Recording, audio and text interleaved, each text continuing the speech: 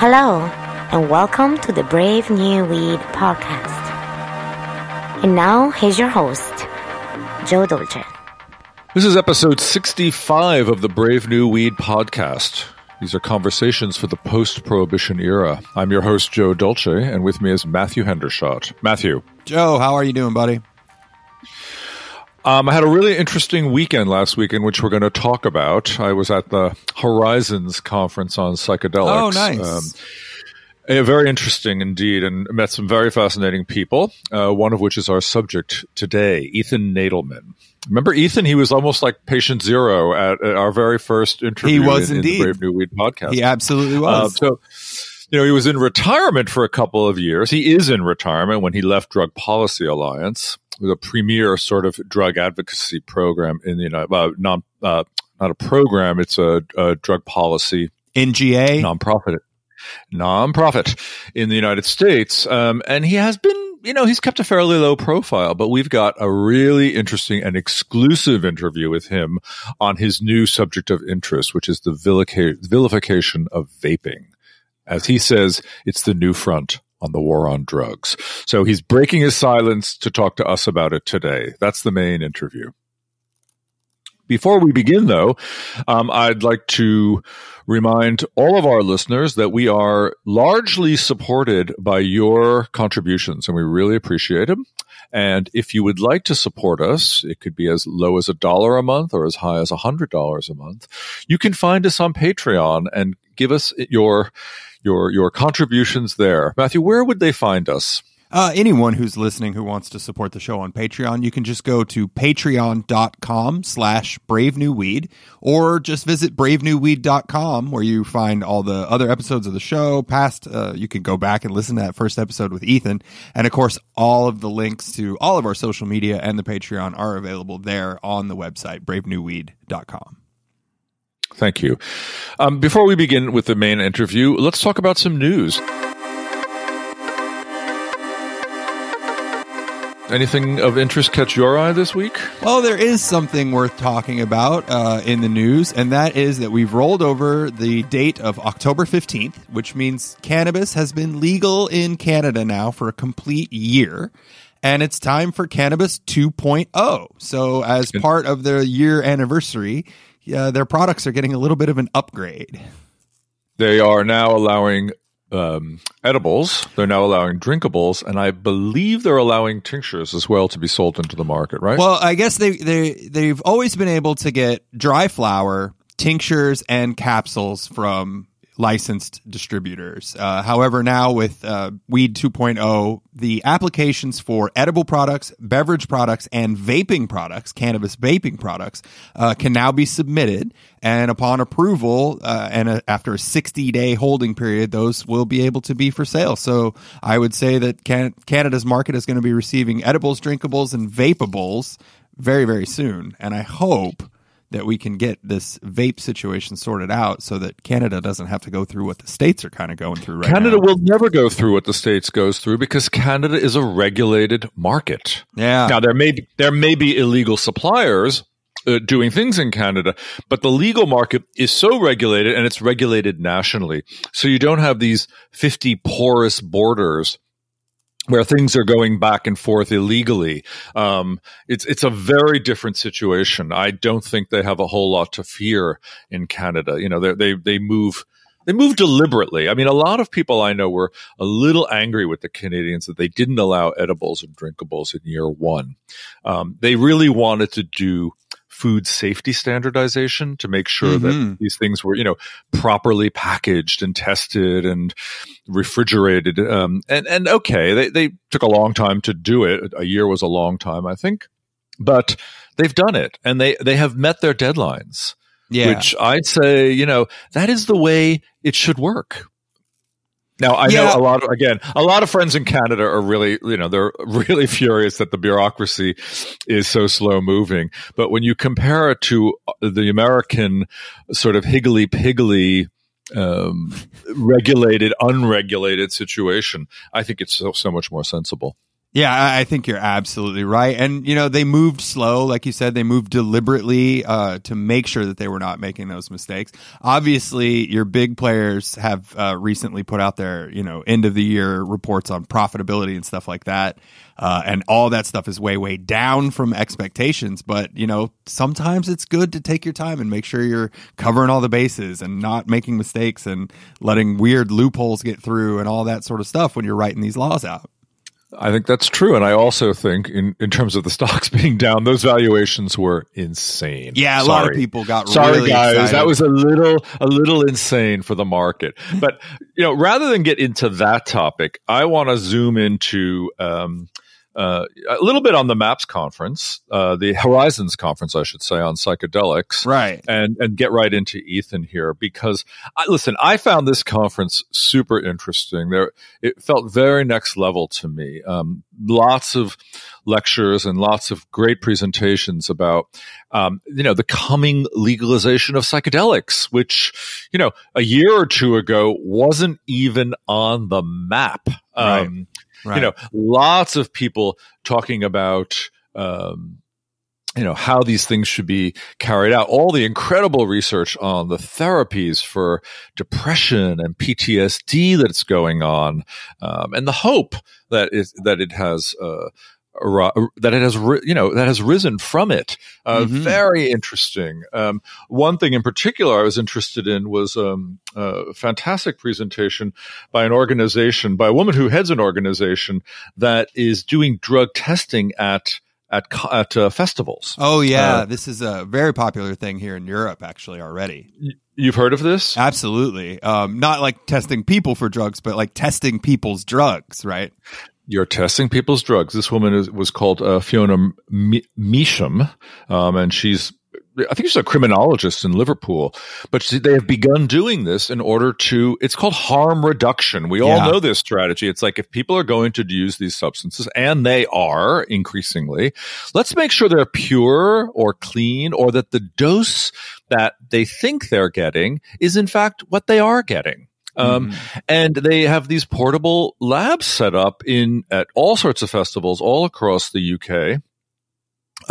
Where people can literally legally bring their drugs in, have them tested, and then make an informed decision about whether they want to use them or not. Yeah, it recalls me back to a lecture project that I did with Dr. Rick Doblin, actually, that was talking about going to Burning Man and not only testing for, MDMA and testing drugs at Burning Man, but also creating a safe space to where if you did get into a situation on drugs where you weren't feeling okay, you could visit them and they would help you get down, make sure you were healthy, make sure you were safe. So. Yeah, I think that's called the Zendo project. And people I know have volunteered for it and said it is truly amazing. I'd love to volunteer for that myself one day. I think it's really interesting. But at this conference, and this is our lead into the main interview here, I ran into Ethan Nadelmann, who I really haven't seen very much of. He's been going to conferences, contemplating writing a book, advising smart people on drug policy, as he always will, I'm sure. But we started talking about vaping. And that was it. I ignited the spark, and the fire ignited in him, and he just started talking about how this really does replicate and remind him so much of the war on drugs, especially regarding cannabis. And I was lucky enough. He was in New York, I was in New York, and I managed to get to his apartment on the Upper West Side and do this interview with him. And so he's breaking his silence. This is an exclusive interview. This is the first time I have heard him or anybody for that matter really talking about why government, why states, and why private foundations, including the Bloomberg Foundation, are pouring so much money into trying to ban, again, another harm reduction method, and how little sense it all makes. So without further ado, let's just get right into this interview, okay? Listeners, I want to personally thank you all. The Brave New Weed podcast is now bigger and more popular and more widely consumed than ever before. And that's because of all of you. But We don't want to stall out now, and we want to continue to grow. So we have one simple ask. If you love the show, share it with one other person who you may know, who may benefit, or has a curiosity and just wants to learn more. Your act of sharing with just one person can help us continue to grow, and by that growth, continue to bring you all of the best news, commentary, interviews, features, and more right here on the Brave New Weed podcast.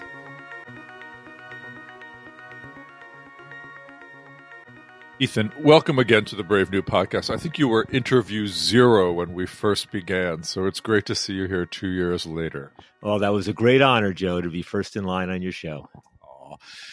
So, we just spent a great weekend at the Horizons Conference exploring all of the therapeutic and non-therapeutic applications of psychedelics in the modern world.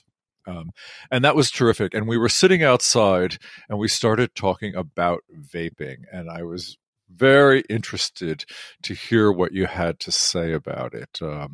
Is what's going on with vaping now, all of these bans, not federal, but state bans and local bans, is this sort of a reemergence of a new drug war? Well, I'll tell you, Joe, I've spent 3 decades of my life really working to end the war on drugs and to promote drug policies grounded in science, compassion, health, and human rights, to advance harm reduction policies, working on everything from clean needles to reduce AIDS, to overdose prevention, to the legalization of marijuana for medical and other purposes, to reducing incarceration for drug offenses, all of that. And I stepped down a couple years ago, and I've been taking life easy, and I'm watching what's going on with the issues of vaping, and especially nicotine vaping, even more than THC marijuana vaping. And what I'm being struck by with this rush to ban e-cigarettes, sometimes just all of the e-cigarettes that aren't flavored like tobacco, and sometimes all of them put together. And at the local level, the state level, and now even Donald Trump saying that he's about to do this. And I'm looking at more and more of the evidence. I'm reading intensively. And what's occurring to me is the following. First, that this rush to ban e-cigarettes is going to turn out in retrospect to be a major step backwards in terms of public health and cutting cigarette smoking, because it's going to reduce the number of people quitting cigarettes and maybe even push some vapors back to cigarettes. And that secondly, I think we may be at the beginnings of the first great drug war of the 21st century, one with the potential to mimic and even exceed the drug wars we had with marijuana, cocaine, and heroin. I mean, what this looks like to me is like what I know about the origins of alcohol prohibition, what I know about the origins of marijuana prohibition, and what I know from personal experience about the origins of the great drug war of the last 3 decades. So it's absolutely clear that the evidence on vaping is that this is a net positive, right? I mean, are there any harms really associated with vaping other than what's currently going on with these tainted and illegal cartridges? I think that's really getting lost in the mix. So there's a couple of questions here. First of all, the illegal versus the legal. And then secondly, what are the positive attributes of vaping that we should not be ignoring right now? Well, I mean, first of all, vaping's only been around for 5, 10, 15, whatever. So we don't have the long-term studies, and people worry about the harms that might emerge once we have decades of studies. Although there are toxicology reports and all sorts of reasons to believe that these are dramatically less dangerous than cigarettes, because the real danger of cigarettes is not the nicotine. The nicotine is the thing that hooks you, the stickiness. But one can consume nicotine for a lifetime with minimal risk to one's health. I mean, there's a slight risk of cardiovascular disease when you get older, and maybe a few other little things, but dramatically less dangerous than cigarettes. Cigarettes kill because of the tars and the burnt particle matters and the other ingredients in it that cause cancer and heart disease and everything else. So with respect to legal vaping, we don't know for sure. And there may be, if people are smoking or vaping 24/7, probably can't be good for you to be taking this hot steam with chemicals into your body. But if you look at what the British Public Health England has said, which is their equivalent of our CDC, Center for Disease Control, they came out with a report a year or two ago saying that vaping may well be 95% safer than smoking. right? And then even the U.S. National Academy of Science, Engineering, and Medicine, which is our most distinguished objective scientific body, has said, well, it won't go to 95%, but clearly switching from smoking to vaping is an impressive step forward, right? Then you have the fact that a major study out of New England Journal of Medicine beginning of this year that found that vaping is twice as effective as patches and gums and the pharmaceuticals at helping people stop smoking. And then literally this morning, here we are in mid-October 2019, a report in the journal Addiction out of England finding that 50 to 70,000 people appear to be going from quitting smoking entirely by moving to vaping. So we have clear evidence, not 100% causal relationship, but a very strong association between the emergence of vaping and the quitting of smoking. So by and large, it looks like, let me put it in a more dramatic fashion. If one could snap one's fingers and the billion-plus smokers that are all around the world today were to suddenly entirely quit smoking and switch to vaping and never stop vaping, it would well be one of the greatest public health advances in human history. Thank you for that. I like the dramatic, as you know. So thank you for that. And it seems hard to disagree with it, I have to say. But what is confusing to me, and I see this in every publication, including the New York Times. First of all, they're blaming, they're not making the distinction between the illegal carts, we're talking about the cannabis ones now, right? And the legal ones. And there's a big difference there, right? And they're also blaming THC. They keep saying, inhaling THC cartridges is dangerous to your health. And it's driving me crazy. Well, I mean, for me, who has been a great lover and had a love-hate relationship with the emphasis on love with the New York Times all my life, to see them engaging in the sort of irresponsible journalism they're doing today. The first thing is, of course, a lot of research shows the vast majority of Americans get their news from headlines, right? They don't even read further down. So you can find good articles in the Times and other publications pointing out that this is about illicitly produced vaping devices, not from the legal manufacturers, that it's overwhelmingly about the THC vapes and the other ingredients in it, not from the nicotine vapes. But the headlines don't say that. And there's the conflation. They say vaping without saying whether it's nicotine or THC, without saying whether it's legal or illegal. They're putting on the front page some odd story of somebody who supposedly died from vaping.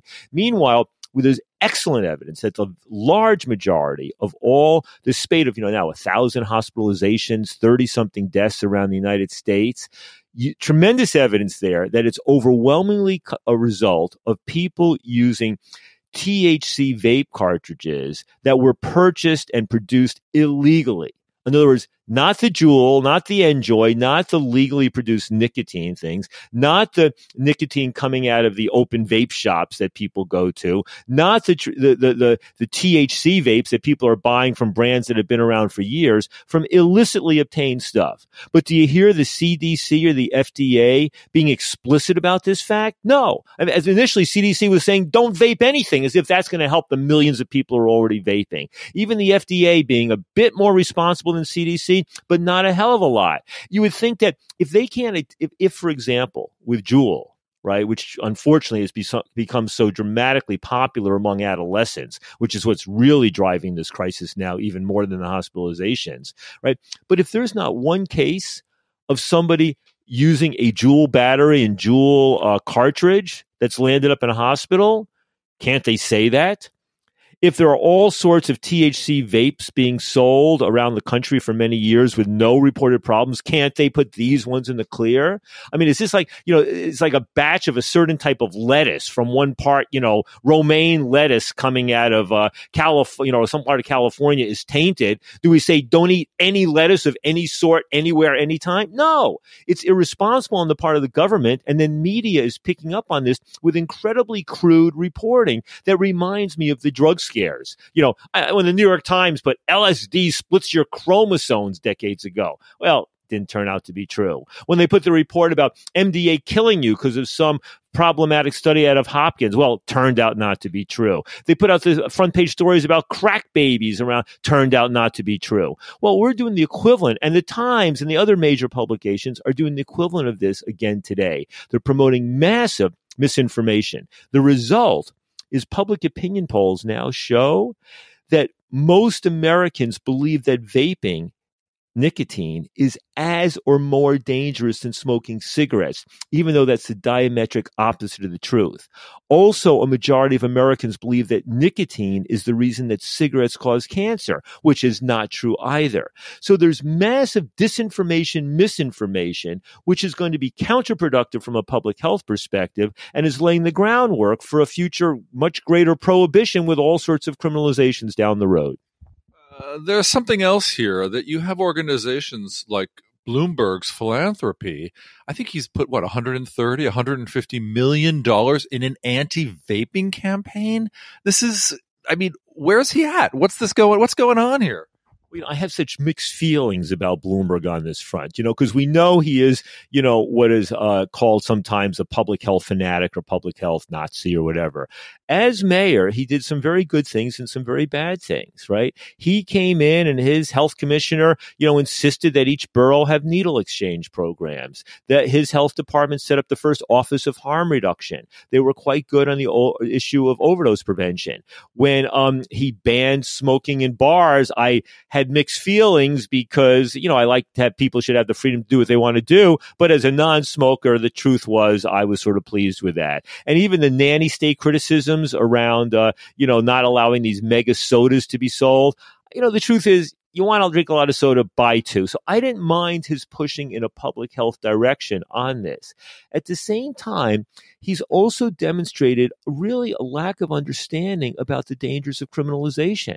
I mean, this is the person who, as mayor, pointed to Singapore as a role model for dealing with criminal justice issues. This is the person who continued to justify a policy of arresting 50,000 people, overwhelmingly young men of color, on marijuana possession charges in the absence of any evidence that was actually reducing crime or doing any benefit, but except, right? So he's got some serious blind spots. He's also India. The country of India, the government of India, just recently banned all these cigarettes and imposed criminal penalties, I think, for simple possession. Well, there's supposedly a personal relationship between Bloomberg and Modi, the prime minister of India. Modi was just in New York at some Bloomberg conference. So he may be promoting these criminal bans, right? Meanwhile, $180 million to promote anti-vaping efforts, including bans on vaping. Right. Meanwhile, he's giving hundreds of millions of dollars elsewhere to the tobacco control field. Some of it is well spent on trying to cut smoking. But to the extent he's becoming anti-harm reduction with respect to tobacco and nicotine, it's a huge step backwards. So on the one hand, he's funding very good overdose prevention strategies with respect to opioids. On the other hand, he's funding anti-harm reduction with respect to tobacco and nicotine. So it's so true about him. He is very smart and very blind. And because he's so rich, there's so much arrogance there, right? There's so much hubris. But it also seems to me that there's a funny shifting of alliances. Like I've been noticing or hearing that a lot of these anti-tobacco groups are also on the anti-vaping bandwagon, which sort of baffles me. Does it baffle you? It's terrible, but it's understandable because what you had for decades was an ever-growing field of tobacco control advocates and academics, right? Pushing, and they hated big tobacco with good reason, as most of us do, for the ways they lied and cheated and addicted and killed huge numbers of human beings, right? And what happened is as that battle progressed, the public health community and the advocacy community really split. And a smaller group began to advocate for harm reduction, for vaping, for other ways of reducing the harms of tobacco and nicotine by stopping smoking and taking up vaping, right? And those fellows in this area, not all fellows, but men and women in it, basically remind me of the people, the academics who were doing the cutting edge research on needle exchange and on naloxone to stop overdose deaths in the early years, right? Fighting an uphill battle. Meanwhile, the larger group has become so consumed with trying to put a stake through the heart of big tobacco that it has morphed from being anti-smoking advocates to becoming advocates against tobacco and nicotine, and setting out the objective of creating not a cigarette-free world, but a tobacco and nicotine-free world. Well, coming from my background, when who fought against this drug-free partnership for a drug-free America, and let's create a drug-free world, and let's pay any price and bear any burden in order to make the world free of drugs, and the United Nations gathering in the late 90s to proclaim a drug-free world, we can do it. And of course, when you proclaim objectives like that, they become a bit like a crusade. And one stops paying attention to the negative consequences or the harms that result from such policies. Now, Bloomberg is putting vast amounts of money behind this anti-tobacco, anti-nicotine fanaticism, really. These are really groups that have lost sight of underlying public health objectives and have become abstinence-only objectives. We saw the harm that did in the illicit drug area that blocked needle exchange efforts and methadone maintenance and all the other things that could reduce the harms of drugs.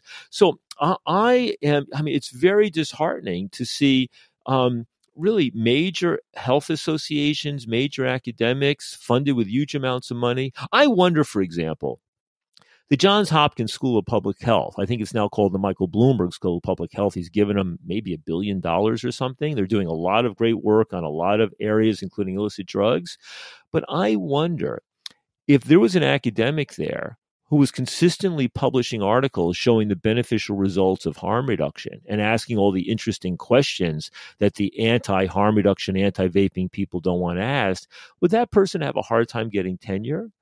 Right? I mean, there's a really, so we all rightly say, look out when scientists are being funded by big tobacco. Right. And they should reveal it. And now what's happening is they're even being prohibited from attending conferences or publishing in certain journals, which I think is anti-science.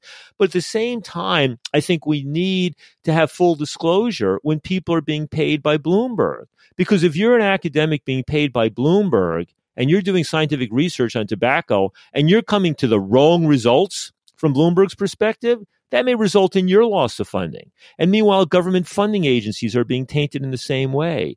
So there's a fundamental problem here right now on the advocacy, which is, on the one hand, if the tobacco companies or the e-cigarette companies fund advocacy or research, it's automatically tainted because the money is coming from them. When government or the Bloombergs fund anti-research, it's regarded as not tainted because they're supposedly in the public good. But in fact, they're not driven by science either. And what's missing in this field, unfortunately, is somebody like a George Soros.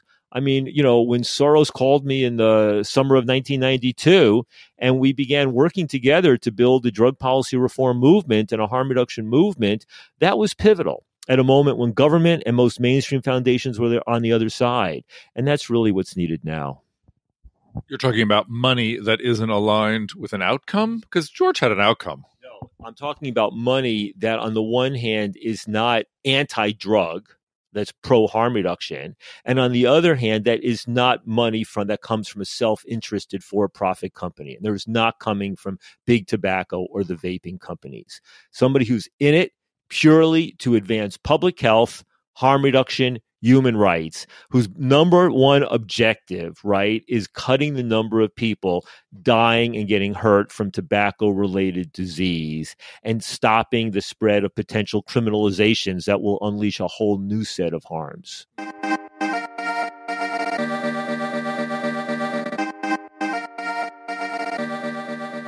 It's fine if regulators are testing in the legal market, but part of the problem is that regulators can't test illegal products. They don't see, it's not part of their remit here. So these products are just slipping through. Well, that's right, Joe. I mean, part of what's happening is FDA has been very slow to begin the regulation of the nicotine vaping. Right? First under Obama, now Trump, and it's a bit of a mystery why it took them so long. I mean, the vape firms themselves were in no great hurry to be regulated because they had a good deal going, but the regulators could have moved more quickly on this. And now they're sort of moving at a very fast pace in a way that may paradoxically have the result of basically pushing out of business all the smaller companies and leaving the future of vaping in the hands of big tobacco because they have the capital and resources to sort of weather these bans in the short term. Now, with respect to THC vaping, FDA says, well, it's still illegal under federal law, therefore not our problem, not our issue, even though millions of people are in fact vaping THC products. And in fact, there is a need for effective regulation. I mean, there is a marijuana vaping association that's emerged to try to put forward standards that has some expertise from the nicotine vaping area. Now, at the state and local level, there is, in fact, some oversight in this area. You and I both know Ian Sieb, a guy who ran a very good marijuana dispensary, Denver Relief, for many years in Colorado, and is now the marijuana czar, the marijuana point person, marijuana regulator for Governor Jared Polis in Colorado. And he was telling me the other day that, in fact, there is pretty good regulation of the THC of the marijuana products, all the marijuana products, from smoke to liquids to vapes to what have you, being sold in the licensed dispensaries. That's probably why we're seeing none or almost no reports of hospitalizations as a result of products being purchased in licensed stores in the states where marijuana is legal, either for medical or broader purposes. Virtually all of the problem seems to be from products being purchased illicitly, black market products being cut with things that they shouldn't be cut with. Yeah, it's easy to make shitty product, concentrate it, turn it into an oil, buy a fake cart, and get fake packaging and sell it. It's very easy to do. And a lot of people who are concerned about price are buying them. But no, I mean, that's right. I mean, you see some of them were cutting it with vitamin E oil. Vitamin E is perfectly healthy to consume as a supplement. But when you cut THC oil, because you want some drug dealer wants to stretch their profits, and because vitamin E oil bears a similar viscosity and a texture and color to THC oil. Well, vaping it turns out it's quite harmful. Or the fungicide that I believe you mentioned, where this becomes a concentrate when turned into an oil that then becomes some form of cyanide when you vape it, right? Or the potential risk of using batteries, that are used for nicotine vaping, like a Juul battery or an Enjoy or something like that, but then using those in order to consume an illicit THC with an illicit THC cartridge, and the temperatures may not be right, the equipment may not be right. So we've seen the CDC and the regulatory agencies being very slow at trying to sort all this out. I realize that some of them are making a good faith effort, but they don't seem to be doing a very good job of figuring out what's going on, and they're definitely doing a terrible job of communicating accurate information to the public. I mean, this generic fear-based campaign about don't vape anything and we can't put any products in the clear, that just seems inaccurate and I think disingenuous. And I suspect that one reason they're being so disingenuous is that although this spate of hospitalizations and deaths is what's creating the immediate panic, underlying it is a deeper issue around adolescents vaping.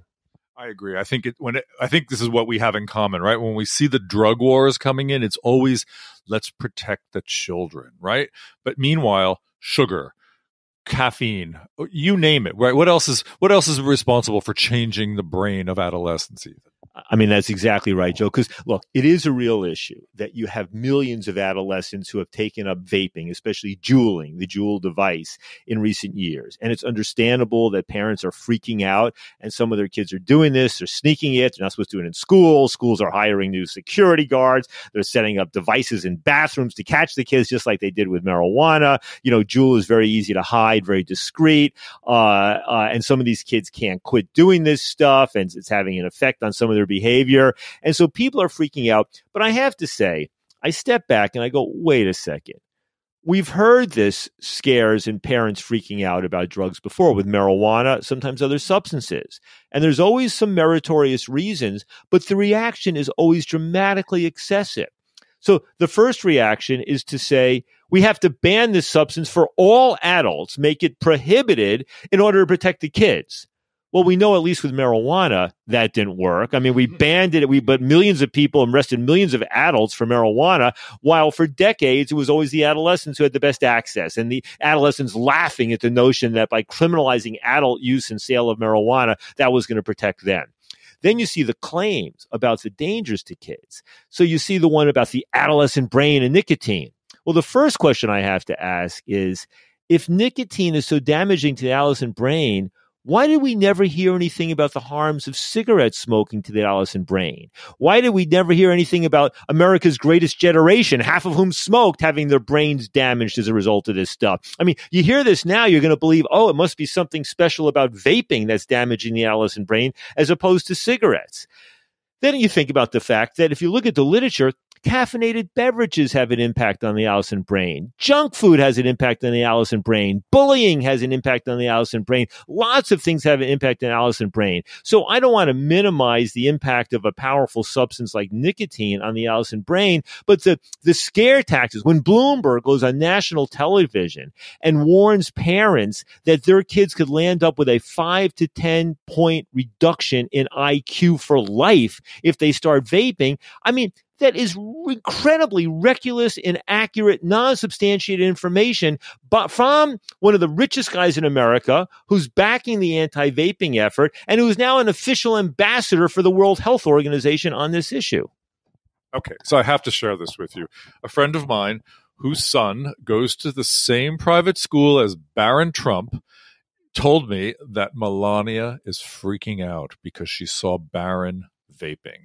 Baron, who's 14 years old. Okay. And I am convinced, and I want your opinion on this, that the reason that the anti-regulatory Trump administration is coming out calling for bans on vaping is because of Baron. You know, Joe, I heard a similar rumor, and I think Melania has been looking for an issue, and she's taken a page out of the Nancy Reagan playbook and the Just Say No's campaign, giving her something to do. And this may be very personal that Barron and his friends are vaping, but it also points to what one can see as a class issue here. Overwhelmingly, the young people who are vaping appear to be middle and upper middle class white kids whose parents tend to be more influential and more politically connected. Right. And, you know, what we see is that in fact, I would bet that it's probably the elite private schools where you see the highest levels of vaping of all. Meanwhile, there's almost no vaping among Black kids in America, very little amount around Hispanic kids, and probably very little among lower income white kids. Right.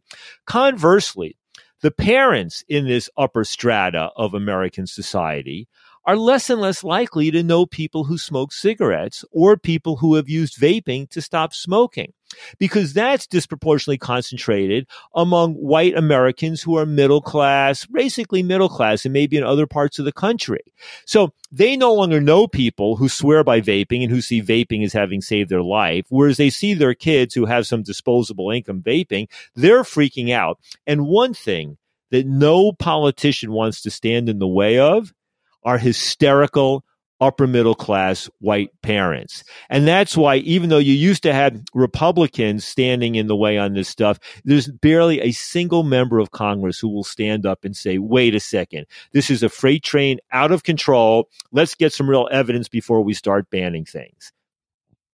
Yeah, the hysterical upper middle class white parent phenomenon is absolutely in effect. So this is an issue that you clearly feel passionate about. I can hear it in your voice. I can see it in your eyes when you're talking about it. You retired officially, quote unquote, 2 years ago from Drug Policy Alliance. Are you thinking about making a sort of a comeback or a resurgence on another issue here? Well, I'll tell you, Joe, I mean, I've been enjoying my retirement thoroughly, just, you know, dabbling in this and that, illegal drug issue and what have you. But there's something about this issue and fight right now that reminds me of what got me involved in drug policy reform in the mid to late 80s, right? And you don't have the massive criminalization as yet and all of the injustice on a human rights angle and a racial justice perspective. But what you have is this extraordinary and growing gap between what the scientific evidence and logic and rationality tells you should be good public policy and where public opinion and the politicians are going, just like we had with the drug war that emerged in the 1980s. What you have are levels of hysteria and misinformation. What you have are the co-optation of major media outlets, right? What you have are the distortions in funding, whereby, you know, you have major donors like Michael Bloomberg pouring hundreds of millions of dollars in this and government funding going towards essentially prohibitionist efforts and scare campaigns and almost nothing on the other side. So I don't feel ready to jump in and work full time building a brand new version of the Drug Policy Alliance on this issue. But I will say I am galvanized. And so I think yours is the first podcast interview I'm doing on this. I'll be doing others in the future. I'm going to go speak at the e-cig summit in London in mid-November. And that's a remarkable gathering, which takes zero money from anybody in the tobacco or big tobacco or vaping area. I'm trying to write something on this issue. I really do think that people need to step up. And I'm beginning to make a few inquiries to see if there might be any philanthropists who have no investment in tobacco or vaping who might be willing to begin to back a more honest public education effort in this area in the way that George Soros did with me back beginning in 1993, 1994. I mean, he was a pivotal pioneer stepping up where none of the mainstream foundations would do it, and government was on the other side. And that's what's really needed here. Okay, listeners. So if you have any of those well-funded billionaires in your pocket who have an ethical concern about this issue, please send them to us and we'll forward them to Ethan. I'm hoping you get back into this. I think you need a good fight. I think it suits your personality because you can do it with a smile. You know, you're one of the few people I know who can fight with a smile. But I want to ask you this question because I've been asking it to lots of people who come on the podcast lately. I mean, obviously, I know you have a certain affinity for psychedelics, as do I. But let's talk about cannabis for a second. We are on the Brave New Weed podcast after all. What was the last interesting or spontaneous thought, maybe that surprised you while using cannabis? What interesting observation have you had lately? I guess more often the thoughts that stick with me are the ones that happen under the influence of psychedelics, because I find that those remain valid in the light of day the next day, and sometimes even decades thereafter. And so I would say psychedelic experiences have actually influenced my life in a big way. With marijuana, the frustration so often is that the insights tend to kind of turn into, something much more unreal when you looked at it as in the light of day. But I will say, talking with a former colleague and friend of mine about this issue when we were both sharing a joint not long ago, and I don't know that it was a breakthrough idea, but it is about the need. There's the phrase in the illicit harm reduction area by illicit drug users, nothing about us without us. And you see that in other advocacy areas as well, right? Don't be making policy and judgments without engaging the people who actually use these drugs. Well, ditto in the area of tobacco control policy. With millions of Americans now vaping, and many of them using it as a way to reduce and even stop smoking, right? Their voices need to be part of this discussion. They really do. And yet they're not really being interviewed to testify. The media is not seeking them out. We're getting the horror stories and the kids vaping, but we're not hearing from the people who are using vaping for the right reasons in a responsible way. And so, I think about, we need an organization of something called Vapors of the World, or Vapors of the World, Unite. Vapors of the World, VOW, VOW. How's that? And then the broader idea is that, and this is something I've fought for a long time, the core principle of mine and many others' advocacy for drug policy reform is the principle that nobody deserves to be punished simply for what we put in our body, absent harm to others, right? A fundamental human rights, civil libertarian principle. Right? Now, what's interesting is as we now have the liberalization going on around marijuana and the liberalization now going on around psychedelics, whereas we have the growing demonization and emerging criminalization going on around nicotine, what I envision is something that involves a growing movement of people who are using one psychoactive substance or another and doing no harm to anybody else, and in most cases, not even any harm to themselves, having some coincidence of interest. A long time ago, when I was trying to come up with a new name, when we were trying what became the Drug Policy Alliance, and maybe this was a high thought as well, but the name I came up with at the time was the Drug Users Union, which is abbreviated to Do You?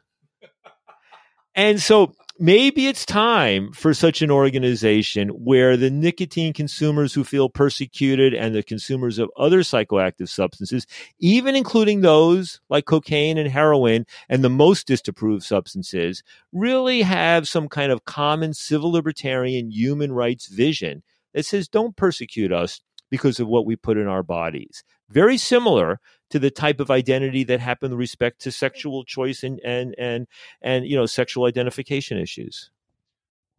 Do you? I think that's a great high. If that was a thought that came from using cannabis, that's a win. Okay, Ethan, thank you so much. I know you do. Our listeners know that I do. I hope they all do. So thanks so much again. All right, it was a pleasure to talk to you. My pleasure as well. Look forward to next time, Joe. And good luck with the show. Hi, listeners. We are always on the lookout for great things to talk about on the Brave New Weed podcast, and we'd love to hear from you. You can always email us at bravenewweedcast@gmail.com with links to articles, interesting news stories, personal accounts of things that you've done, or leads on books or products that we should know about. You can always contact us at bravenewweedcast@gmail.com.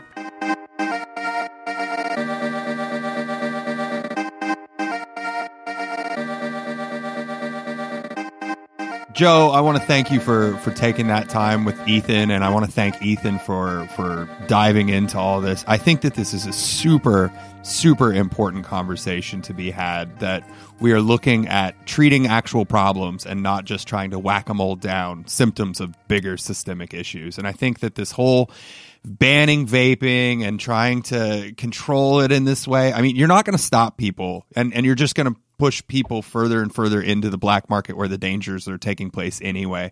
The way to address this, I think that both of you are absolutely right, is to drag it out into the light. And we need to be talking about it, and we need to be honest about it. And well, obviously, that's why I wanted to do this interview, Matt. I wanted to, talk about the fact that vaping is probably the safest way of getting people off of cigarettes. Right. And in that there is just no long-term evidence that it's a deadly or damaging process. The fact that people still think that so many people think nicotine is what causes cancer is sort of mind-boggling, isn't it? Yeah, it's really something.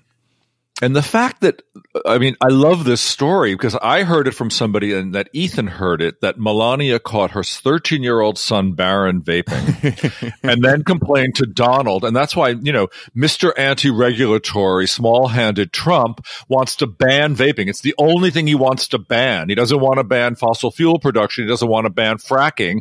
He doesn't want to, he doesn't want to ban we're even undoing low-emission vehicles. He wants to ban the only thing that is actually health protecting. And it just comes down to the 13-year-olds time and time again. Or money, Joe. Or money. Obviously, fair enough. But there were a lot of people who aren't happy about, hey, this is helping people stopping smoking. And those people have a lot of money. They notoriously have forever. So I'm really glad it stimulated you, Matthew. And I'm hoping that it stimulates our listeners as well, you listeners. And I hope that if it does, that you'll share it with your close circle and your wider circles. I mean, I think the media here really, as Ethan points out, people read headlines. And the media, including the great media, the New York Times, they're a bit sloppy about this. They keep calling, they're making it seem like the legal vaping products are the same as those produced in the illegal market. And if you combine this interview with our previous interview in episode 64, I think you'll have a better perspective on what's really happening here. And I hope we can continue talking about this. Any final thoughts on your end, Matthew? No, I just agree that I hope we can continue to talk about this, and I hope that this information gets out to somebody who might need it, and hopefully we can prevent any more unnecessary harm to anyone out there who might be a fan of the show or who a friend of a fan of the show or anyone really. Thanks again, listeners. Again, please remember to support us on Patreon if you can, and please remember to share this, please. Thank you so much for joining. Thanks for listening to the Brave New Weed podcast. This episode and all future episodes are made possible by amazing listeners like yourself. If you like what you've heard, we encourage you to show your support by giving $1 a month for special access and rewards on patreon.com/bravenewweed. You can also follow us on Twitter and Instagram via @bravenewweed. Find us on Facebook at facebook.com/bravenewweed. And remember, you can always find more information about us or information discussed in each episode by pointing your favorite browser to bravenewweed.com.